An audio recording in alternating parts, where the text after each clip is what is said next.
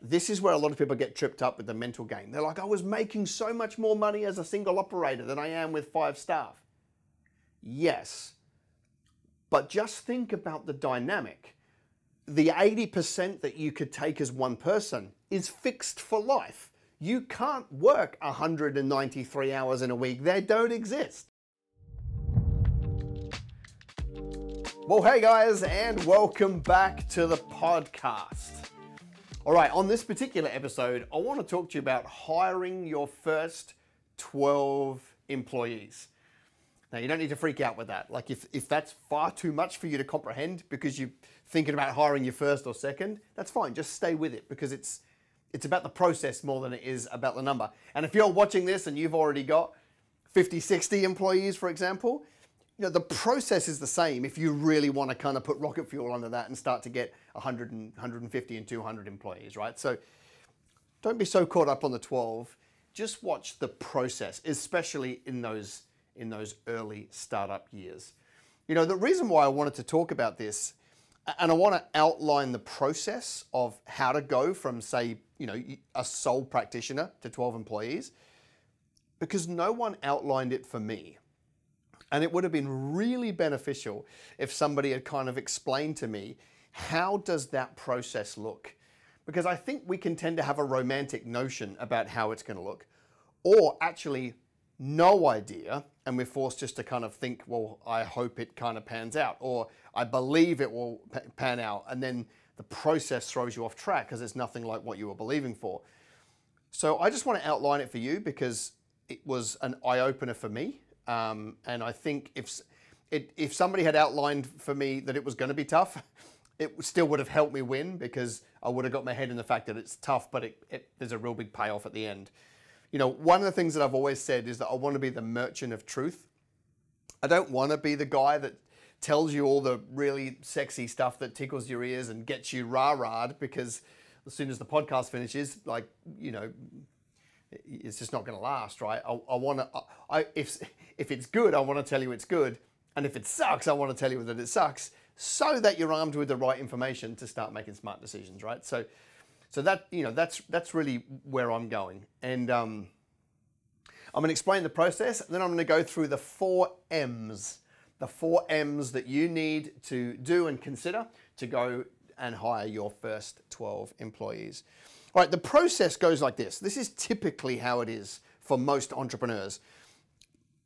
They'll be working for somebody, and then they're like, stuff this, you know, like, you know, I'm going to go and work for myself, right? You know, they say, I'm working for like a lousy leader who's a narcissist who, it's like, well, when you go and work for yourself, it's not going to be any different, right? You'll be a lousy leader and a narcissist, right? So it's like you think you're leaving like a bad boss and you end up working for another one.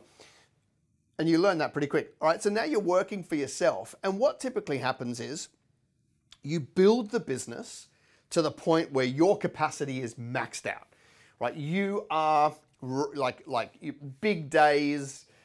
You're assuming all the risk, right? All the problems, all the dramas, all the highs, all the lows, right? And you get to the point where you are maxed.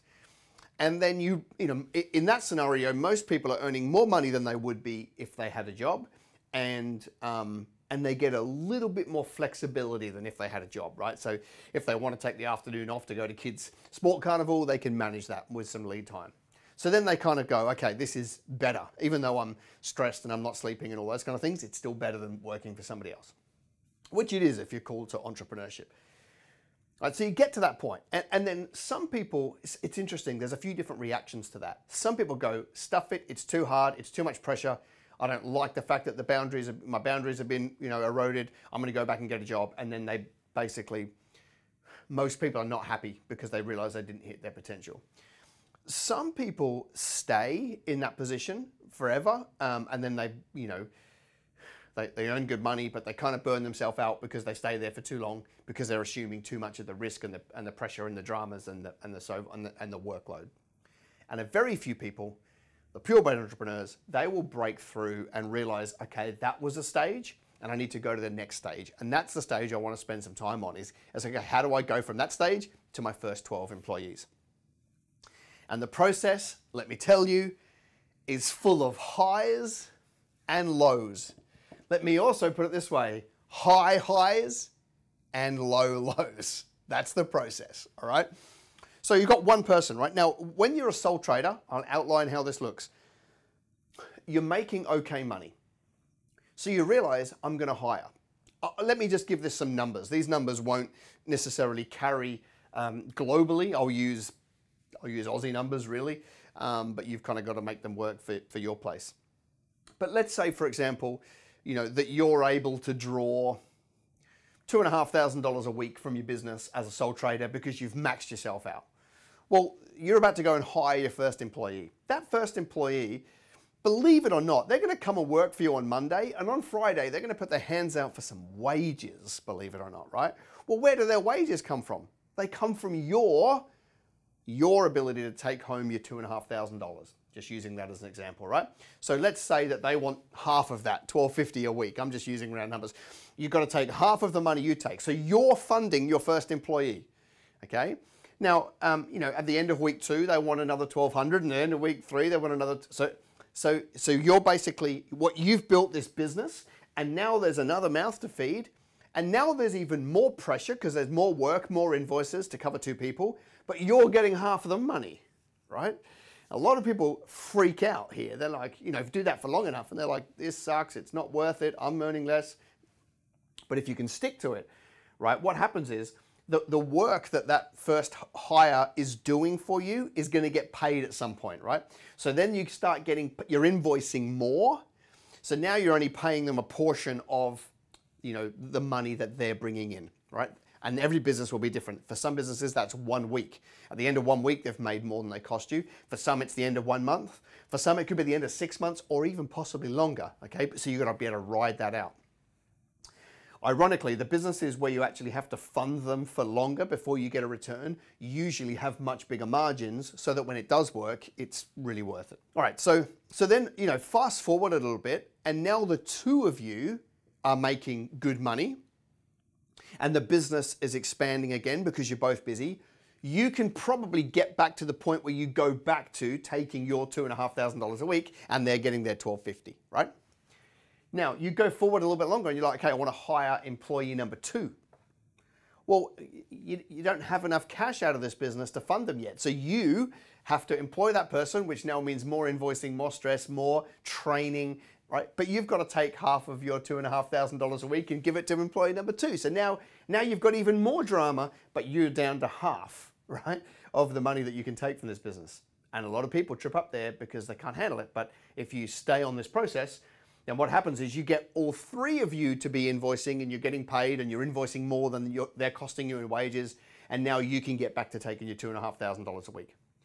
Repeat the process again. Employee number 3 comes along, right, and you're still not making enough money to start throwing cash at everybody, so you've got to take half of your $2,500, give it to employee 3, and repeat that process, right? So that's now here's the merchant of truth, right? You get to 3, you've funded all of that.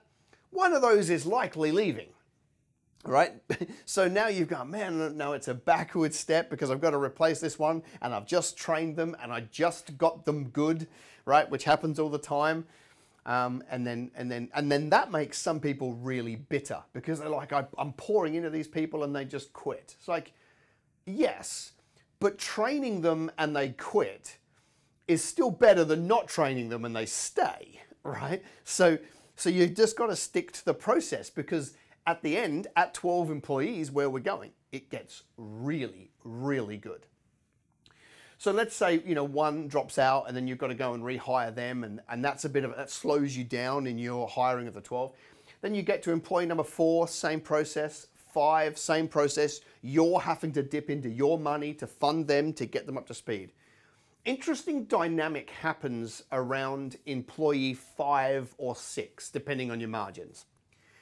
At 5 or 6, there's enough money, the amount of money you're invoicing out employee 1, 2, 3, 4 versus how much you're paying them gives you a bit of margin, and that margin over 4 people actually can fund probably half of employee number 5, 6, and 7's wages. So now you don't have to go from $2,500 a week to $1,250.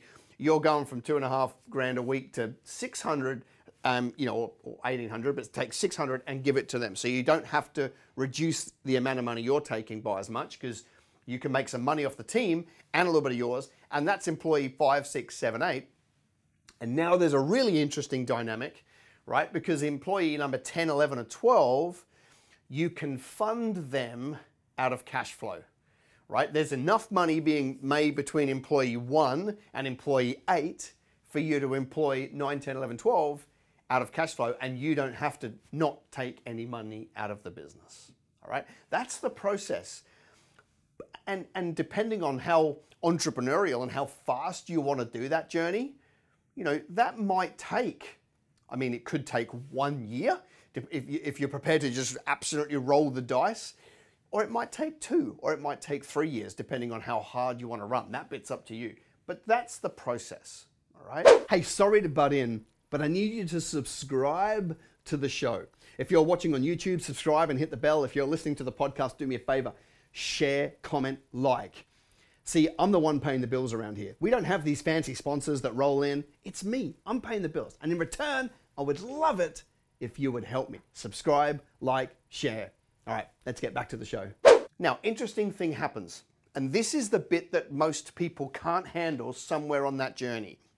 When they were a sole operator, they were probably running at an 80% net profit, right? Depending on your business. If you're a product-based business or you have huge material costs, then it wouldn't be that. But either way, you would be running, you'd be able to draw, if you're a sole practitioner, you'd be able to draw 80% of your gross profit and just keep it, because there's no other cost, right? You're probably running a vehicle and whatever, maybe a bookkeeper or whatever. There's very little costs in that business, and you're able to take a heap of the cash out. Let's just say you were able to take 80%. With this model that I'm talking about, you can possibly get down as low as only taking 10 to 20%. This is where a lot of people get tripped up with the mental game. They're like, I was making so much more money as a single operator than I am with 5 staff. Yes, but just think about the dynamic.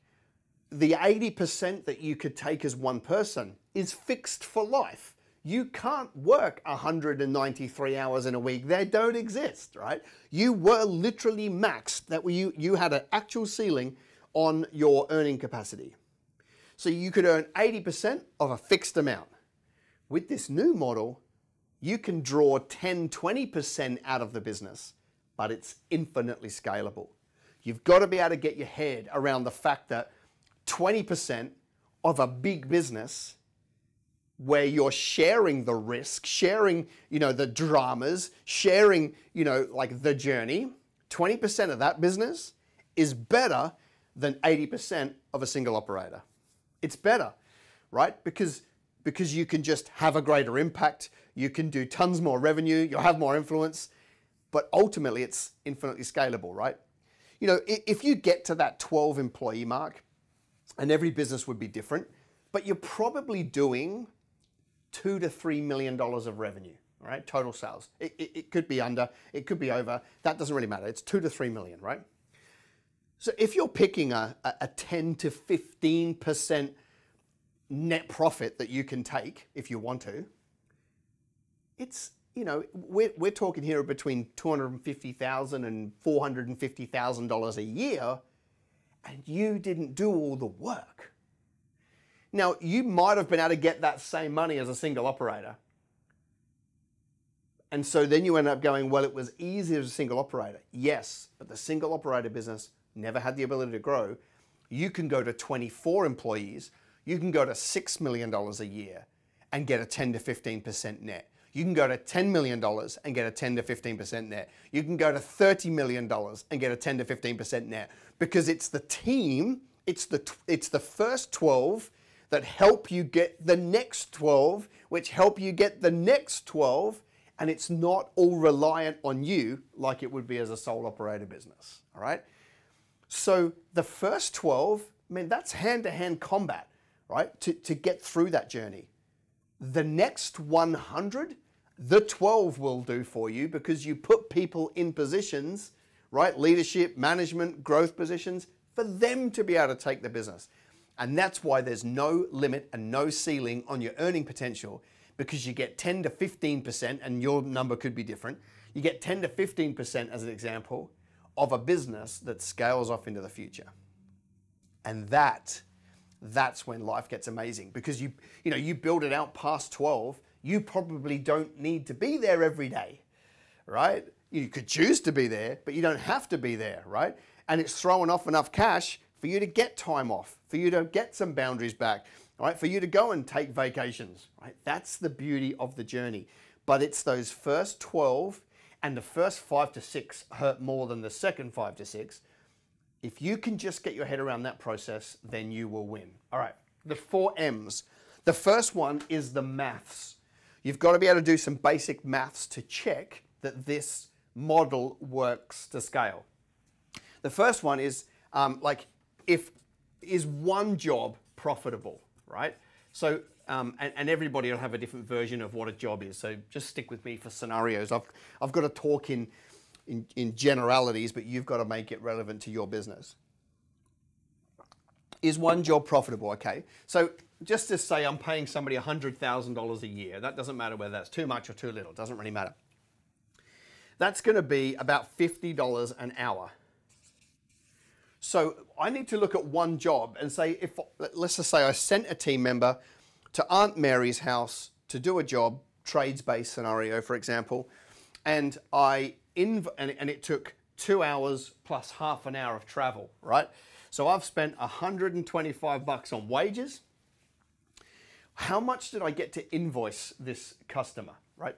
And then the number might be $250. It was just labor. But the number could blow out. It could be $750 because it had $500 worth of materials, in which case I really only charged out $250 worth of labor, right? Now, if you're doubling the cost of the employee, it's probably not going to work, right? Because by the time you add in all the overhead of the company, right, the overhead recovery rate, the unknowns, the mistakes, the callbacks, you're probably too close.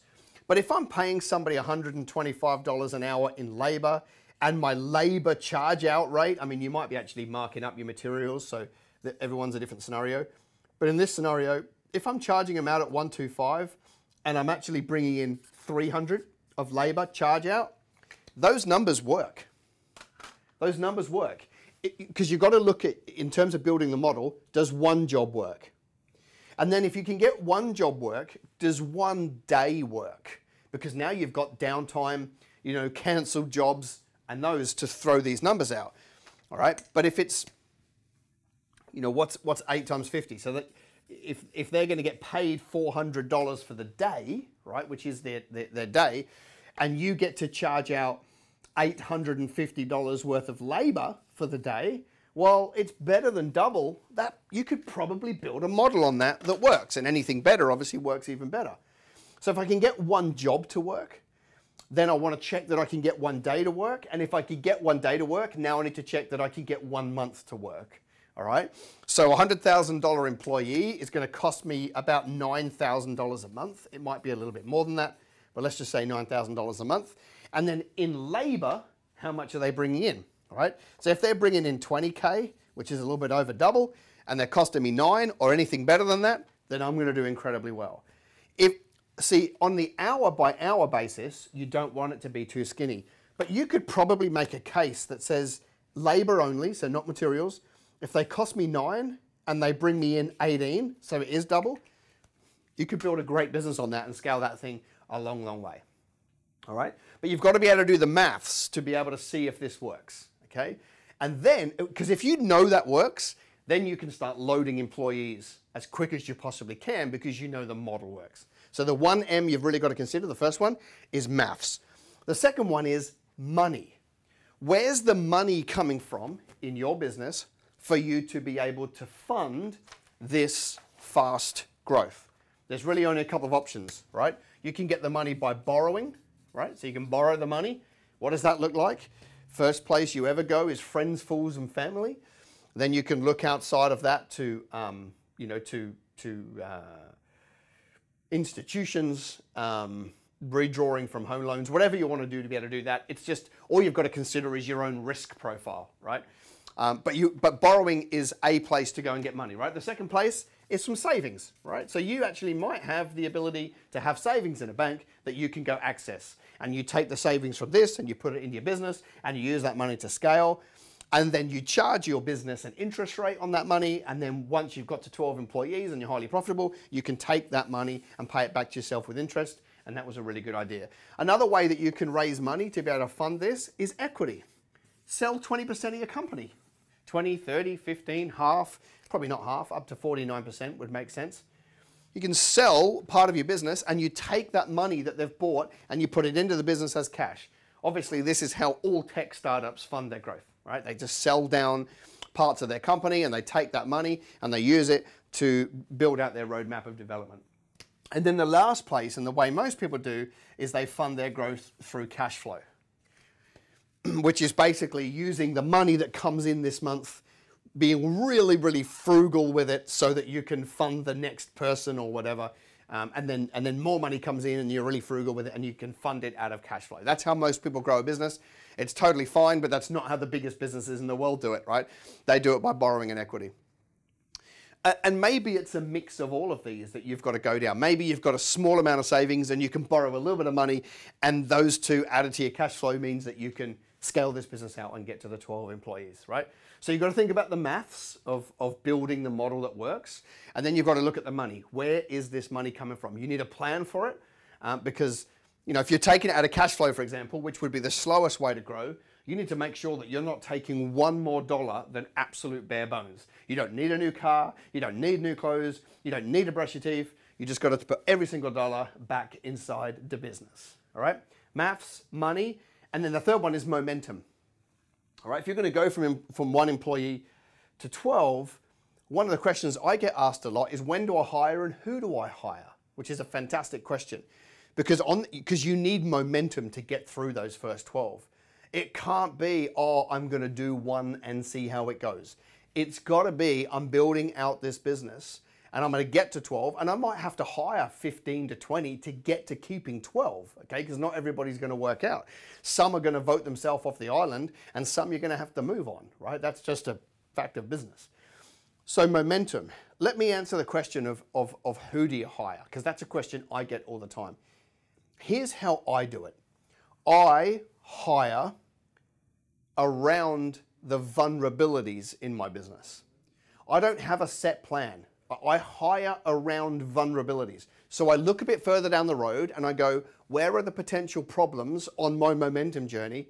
And I'm going to hire around them to alleviate the problem. So I'll give you an example. You might be scaling up a financial planning business, right? And you're looking, you're going, well, if I put on 3 planners, I don't have anywhere near enough back office staff to be able to process them. That's going to be a problem. Or I've got one at Susie and she's excellent, but if I hire 2 more, Susie's going to be, overwhelmed. And if Susie quits, I'm in massive trouble. I'm going to get another Susie, right? I'm going to get Philip to sit beside her as back office processing.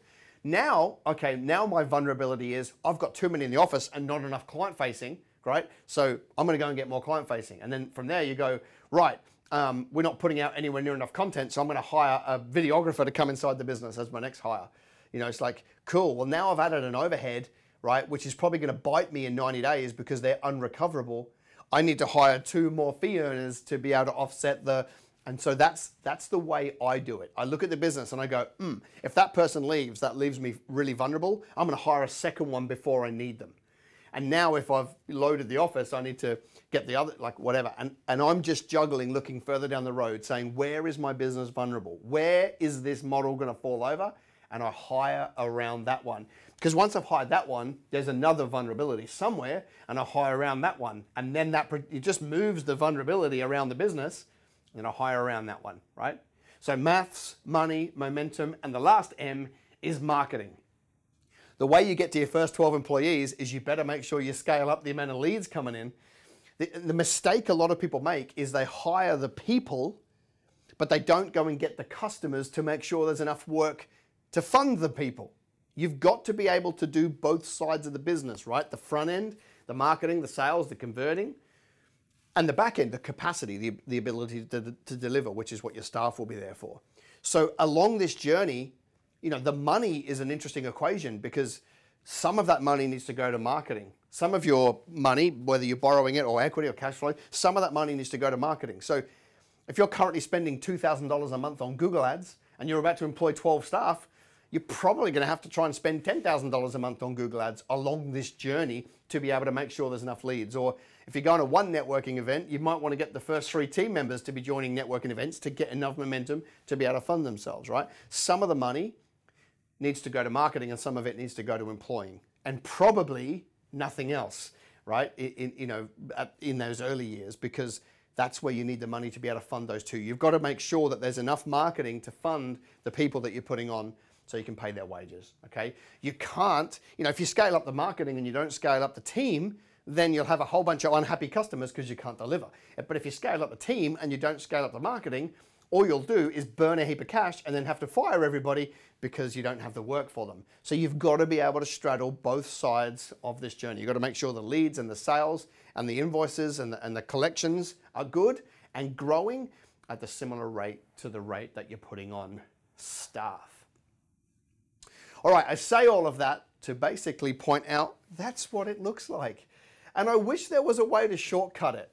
And maybe there's the odd random one where their margins are massive and they can fund them out of cash flow and it's no drama. Maybe those businesses exist, but they're not normal. For most of us, it is literally a game of hand-to-hand combat, fighting for every new employee, every new customer, and scaling it as you go.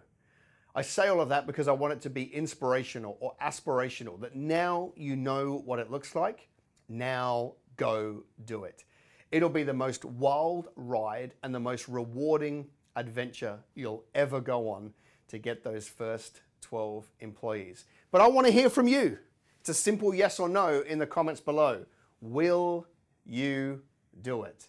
Yes, I'm taking the charge and I'm going to push through. No, I'm scared. I'll engage with the people that write no in the comments. Hope this has been valuable. I'll see you next week.